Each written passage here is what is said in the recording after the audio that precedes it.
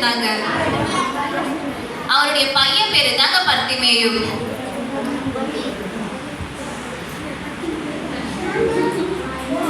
ஆனா அந்த பர்த்திமேயுக்கு 2 கண்ணுமே தெரியாது. அவன் இந்த எரிகோ பட்டணத்துக்கு வெளியே உட்கார்ந்து பிச்சை கேட்டுன்னு இருந்தான்.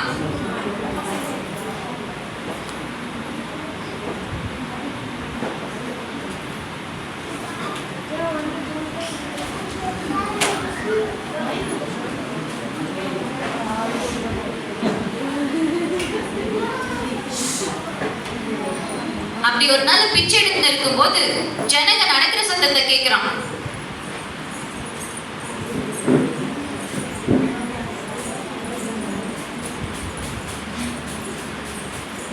பக்கத்துல இருக்கிறவங்க கிட்ட என்ன அவ்வளோ சத்தம், என்ன விசேஷம்னு கேட்கிறான். உடனே அங்க இருந்து ஜனங்க, ஏசப்பா வராரு, அவர் எல்லாரோட நோயை குணமாக்குறாரு, செத்து போனவங்களை உயிரோட எழுப்புறாரு, அவர் நிறைய அற்புதங்களை செய்யறாருன்னு பர்த்திமேயு கிட்ட சொல்றாங்க. உடனே பர்த்திமேயு, இயேசுவே தாவீதின் குமாரனே எனக்கு இரங்கும் என்று சத்தமா கூப்பிடுறான்.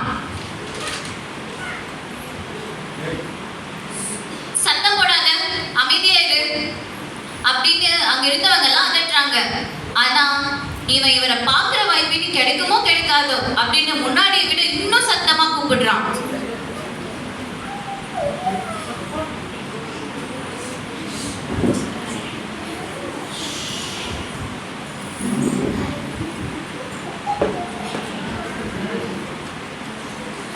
பர்த்திமேயு கூப்பிடுற சத்தம் அங்க நடந்து போற ஏசப்பா காதுல விழுந்துச்சு. உடனே அவர் நின்று பர்த்திமேயு கூட்டின்னு வர சொல்றாரு. உடனே அந்த ஜனங்க பர்த்திமேயுவை ஏசப்பா கிட்ட கூட்டின்னு வரதுக்காக போறாங்க. அவனுக்கு ஒரே சந்தோஷம், துள்ளி குதிச்சு ஏசப்பா கிட்ட போறான்.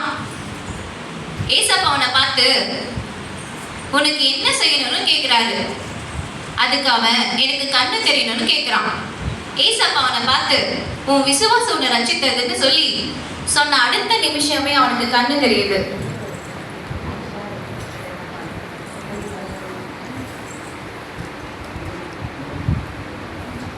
பர்த்திமேயோட சத்தத்தை கேட்டு ஏசப்பா அவனை கடந்து போயிடல. அவனுடைய நிலைமையை கண்டு மனதுருகி அவன் கூப்பிடுறதை கேட்டு அவனுக்கு சுகத்தை கொடுத்தாரு.